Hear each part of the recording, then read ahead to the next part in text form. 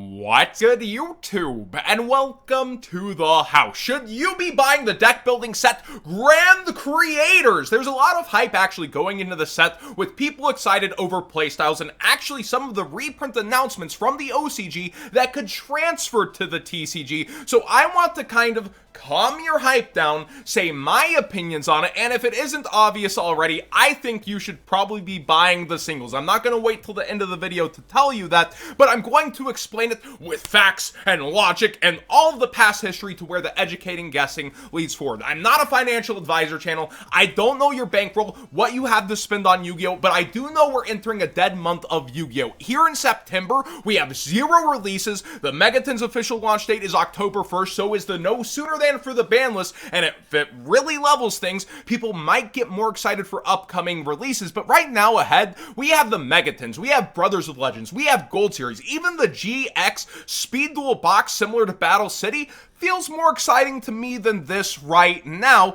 But the OCG version of the set is around 45 cards, where this is 60, so we will see some other potential hype reprints. Konami usually does like 3 $20-ish to $8 cards in there, and the rest can end up as filler. But with collector rares, it ends up being a lot more exciting because you don't have to have high value to have a good collector rare. So let's go over some history real quick with collector rare sets and math. Right now, you can buy this for $670 over on Big 3 Deals. Use code WhatsGood5 for 5% off and support the channel directly. So know I'm incentivized when you can get this down to $53.04 a box, and I would still tell you, sorry Big 3, not to be buying this right now. Now, if there is an announcement of a super hype collector rare that may have people rushing towards this, let's talk about collector rare pull rate so far. In historically deck building sets right now, you get 4 collector rares per case, and there's 15 different ones. I don't know why I just held up 10,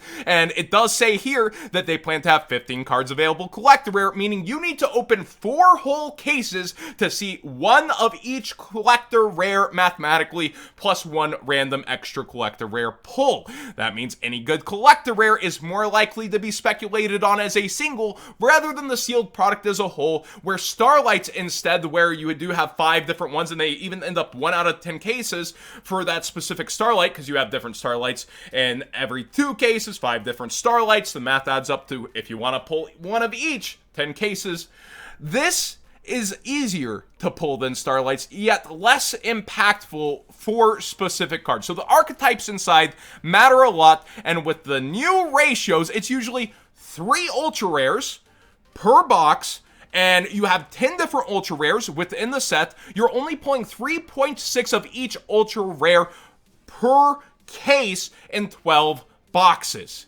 That's extremely low. When we go back to the all-foil side sets, there's 20 different secret rares, and you're pulling 24 secret rares a pack, meaning even the short-printed ones usually would appear 1 in every other box for 6 per case like Macabre. Later, they would kind of chokehold it more towards 3 to 4, and then they ended short printings with this, but now everything is shorted. So what's in demand in these side deck building sets is pretty atrocious. There's 2 different kinds of collector rare sets, so you don't get confused either, so we'll go over the past ones before getting into the archetypes. Genesis Impact and Ancient Guardians are deck building collector sets, where Toon Chaos and King's Court are TCG world premiere sets. These, Konami seem to have a lot more control as what ends up collector rare and neat surprises inside, like the Pharaoh Rare Slifer Obelisk and Raw that appeared, including these really cool misprints. But then you see Rhoda, a classic, Rescue Rabbit, a classic, Rivalry, a classic, more things that maybe from the Konami office got put in,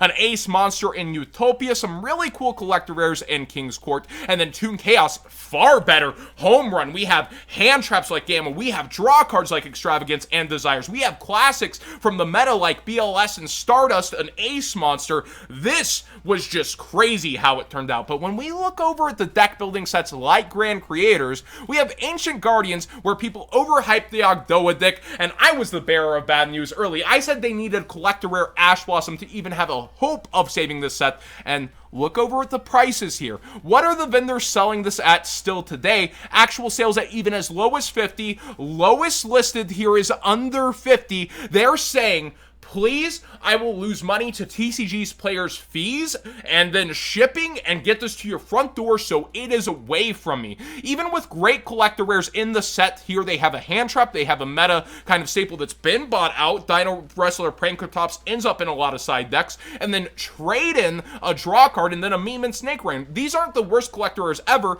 but because they have to dedicate so many to the archetypes inside, these feel like they live or die by the archetypes, where ones like this, you get to more choices on different kinds of collector rares within the meta or past history in the world premiere sets. And then you even have Genesis Impact. I feel like this should be a home run, and it is still selling around $53 a box, a loss to the vendors. Why is this? That ratio for collector rares. You're only pulling a specific collector rare 1 out of every 4 cases when you're looking for that exact one. We have Drytron, a meta deck that vibes with certain people. We have Live Twins, the most meta I've ever felt Konami vibe in with the community, where they go, oh yeah, VTubers that are also Phantom Thieves, we get what you kids are into, and they're going to actually be Rogue come Burst of Destiny when they get their Link 4 and don't just die to a hand trap. Now it's going to take like 2 to kind of sneeze on them, and I feel like you see buyouts happening on these, anticipation, yet the product doesn't go up. It's because it's so hard to get the collector rares you're after and find true value with those ultra rare pull rates, and the ultra rares themselves are often quite sad for the price they are. So here we go into the third set since that switch from all foil sets into collector rare deck building sets. This is the third true one, and when we're looking at the archetypes, I feel like Exorcisters end up in this weird place of relying on the opponent for their plays. They don't have a Durandal, so it's one of those, you're almost all there, but not quite to me. I really like them as a look. Maybe they'll end up as an engine better than I think they will, rather than a deck, but right now they don't have a way to trigger the opponent's effects as they are floodgating the graveyard or getting bonuses off the graveyard use. Yeah, that's not happening, I feel like, for them currently, where the opponent can just read the card and go, I summon an attack with Legend. Wait, what are you doing? Versus a lot of the cards in the archetype when they're trying to get the ball rolling. But maybe as an engine is where it will appear. We'll have to wait and see, but it does not feel like it runs on its own legs yet. Also, the Punk archetype is really freaking cool, but it ends up feeling like there's better ways to synchro climb in Yu-Gi-Oh! While these have tuners, psychics, you have E-Tele potential, you end up with all these searches, resources. It does feel pretty darn good and solid. It just feels, again, like there's better synchro access in Yu-Gi-Oh! To end up climbing, hand ripping, popping off. I almost feel like Mermails with the deep sea stuff, which are highly underlooked, end up being still maybe a little bit better than this. And finally, you have what is getting hyped right now, the Usha archetype. This is what I hate the most. The OCG meta, it appeared, it did this. First off, we see it as an engine, which is interesting, and how it's topping a 52-man local. You know what else happened? Oh yeah, Rage of Raw. Somebody tried out a Raw deck immediately, and we also see you have 3 Maxi, you have a whole Prank Kids deck backing this, and then it adds on as a little engine for funsy in a 52-man tournament. It's not to take away credit from the pilot. It's interesting, it's fun, but when people start hyping, oh, you should be paying attention to this, buying this, you should pay attention, but sinking your money off of a knee-jerk reaction to someone doing okay at a pretty big locals, that is not something I like. People just love to quote, this did this in the OCG, without the true asterisks of where it came from or what it actually did. But the engine look is more notable. We do see that you could play maybe just the ways to get the tokens, splash this into decks, and that ends up actually being very notable, as this was one of the most overlooked out of the 3 archetypes, yet is getting some early steam / hype to it. Now let's actually talk about the spoiler, as well as some cards that could be collector rare here, and my problem with those is a lot of people are hyped for them. We look through the reprint list. Armory Call is pretty cool. Solemn Strike, Emergency Teleport, these are great cards, John, if they come over here. Castell, what a classic for Xyz. Yes, Castell. Okay, let's look at the problem. Oh yes, we already have a highest rarity ultimate rare for Solemn Strike.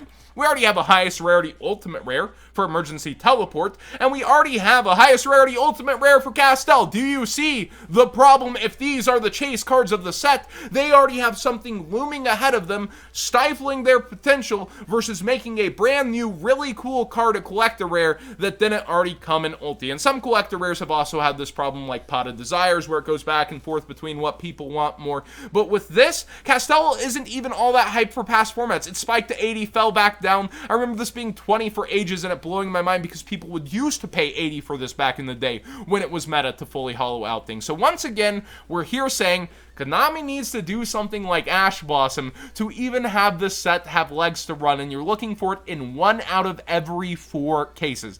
That's not really okay. What really needs to happen here, and when we talk about missed opportunity, we don't even know what's going to be collector rare. Cyber Emergencies in this set would go with Cyber Dragons, a rogue deck that pops back into the metagame, even recently ended up topping an event to everybody's surprise when I sniffed that one out early. And you don't collect a rare in this set. It's very clear the Konami TCG office doesn't have as much pull currently, and as set after set of this fails for stores, they're losing money on it. There does need to be a turnaround where the TCG office finally knocks on the OCG office and says, we need to be allowed to put in reprints that don't have huge meta value so you can sell them in these other sets like Battles of Legend, but have a big pull like Blackluster Soldier, like Stardust Dragon. That needs to start happening, and that could happen with this, but history so far is showing that these are failures, and even when it comes down to if you're chasing those collector rares, 1 out of 4 cases versus buying the single, you can do that math yourself, but I'll say I would buy the freaking single. Thanks for watching today's, not Market Watch, but instead take on should you be buying Grand Creators. I really do feel like if you're interested in anything, let somebody else rip it open for you. And just looking through even the most hype collector rares from deck building sets, 2 boxes, you have to average 3 boxes to pull a collector rare. You're still kind of winning just by buying this and buying some other singles. Do the simple math with the money versus how history has turned out. Thanks for watching, everybody. Please subscribe if you haven't already. What are you doing if you haven't subscribed to this channel and you keep coming back? Like the video if you did enjoy the conversation, and let me know what you thought. And don't let me stop you from buying a sealed product either if you're going after it. If you want to support the locals, if you want to have a fun night using code WhatsGood5 for 5% off and to support the channel directly, or you think I'm just wrong, go for it. It's right there. But history right now is stating these have really flopped since they stopped the all-foil sets, and collector rares just aren't it yet overall.